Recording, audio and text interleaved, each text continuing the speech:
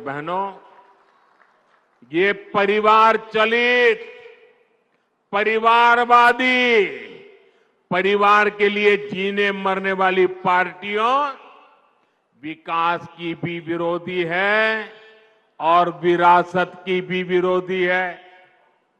आपने देखा होगा कि कांग्रेस राम मंदिर से कितनी नफरत करती है।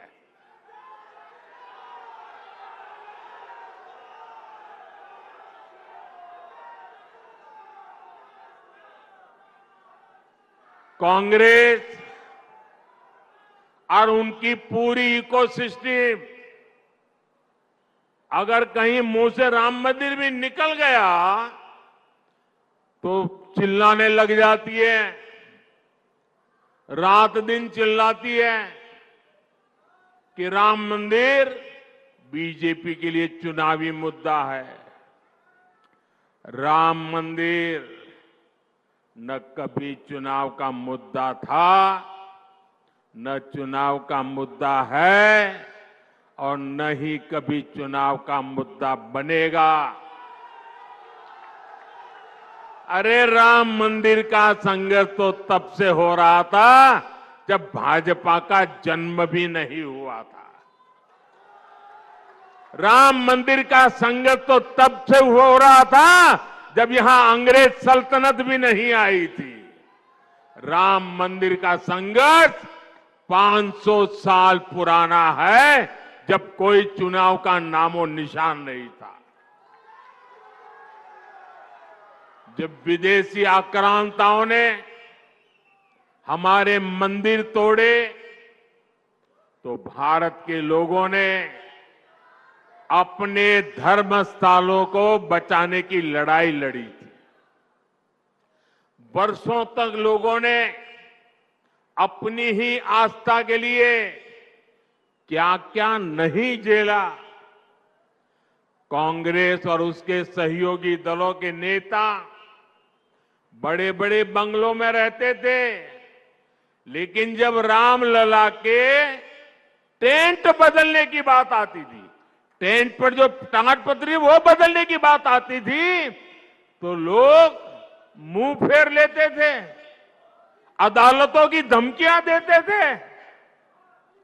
बारिश में रामलला का टेंट टपकता रहता था और रामलला के भक्त टेंट बदलवाने के लिए अदालतों के चक्कर काटते रहते थे। ये उन करोड़ों अरबों लोगों की आस्था पर आघात था जो राम को अपना आराध्य कहते हैं।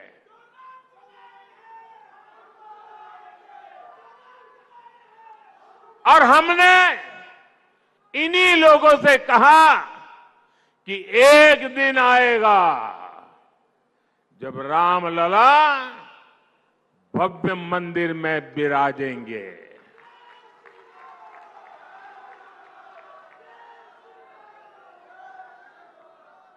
और 3 बातें कभी भूल नहीं सकते। एक, 500 साल के अविरत संघर्ष के बाद यह हुआ है। आप सहमत हैं? 500 साल के अविरत संघर्ष के बाद हुआ है। आप सहमत हैं?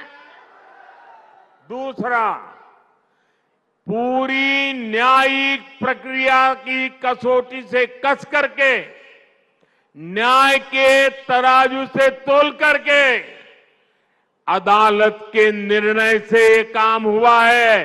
सहमत है?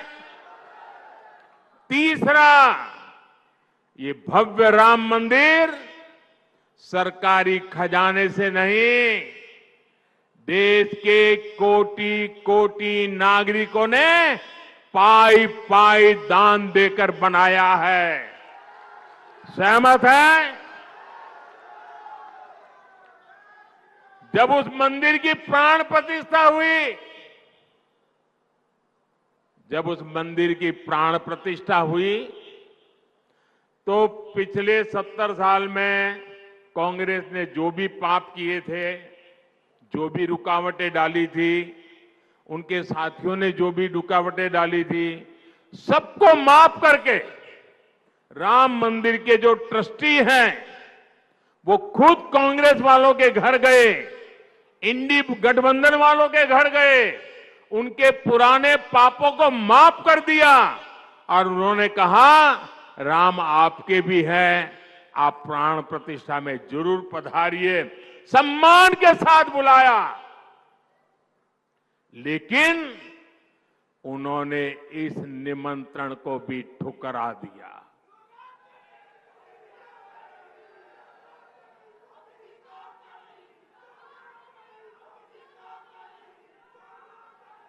कोई बताए वो कौन सा चुनावी कारनामा था जिसके दबाव में आपने राम मंदिर के प्राण प्रतिष्ठा के निमंत्रण को ठुकरा दिया? वो कौन सी चुनावी खेल था कि आपने प्राण प्रतिष्ठा के पवित्र कार्य को ठुकरा दिया? ये कांग्रेस वाले, इंडी गठबंधन वाले जो इसे चुनाव का मुद्दा कहते हैं, उनके लिए चुनावी मुद्दा था, देश के लिए ये श्रद्धा का मुद्दा था, ये धैर्य की विजय का मुद्दा था, ये आस्था और विश्वास का मुद्दा था, ये 500 वर्ष की तपस्या का मुद्दा था। मैं कांग्रेस से पूछना चाहता हूं, आपने अपनी सरकार के समय दिन रात जब इसका विरोध किया, तब ये किस चुनाव का मुद्दे के तहत आप कर रहे थे? लेकिन आप राम भक्तों की आस्था देखिए, मंदिर बना तो ये लोग इंडी गठबंधन वालों के घर प्राण प्रतिष्ठा का आमंत्रण देने के लिए खुद गए। जिस क्षण के लिए करोड़ों करोड़ों देशवासी ने इंतजार कर रहे थे, आप बुलाने पर उसकी तरफ देखने नहीं गए। पूरी दुनिया के राम भक्तों ने आपके इस अहंकार को देखा है, आपकी चुनावी मनसा को देखा है। ये चुनावी मनसा थी कि आपने प्राण प्रतिष्ठा का निमंत्रण ठुकरा दिया। आपके लिए चुनाव का खेल है। एक किस तरह की तुष्टीकरण की राजनीति थी। भगवान राम को काल्पनिक कहकर कांग्रेस किस वोट बैंक को खुश करना चाहती थी?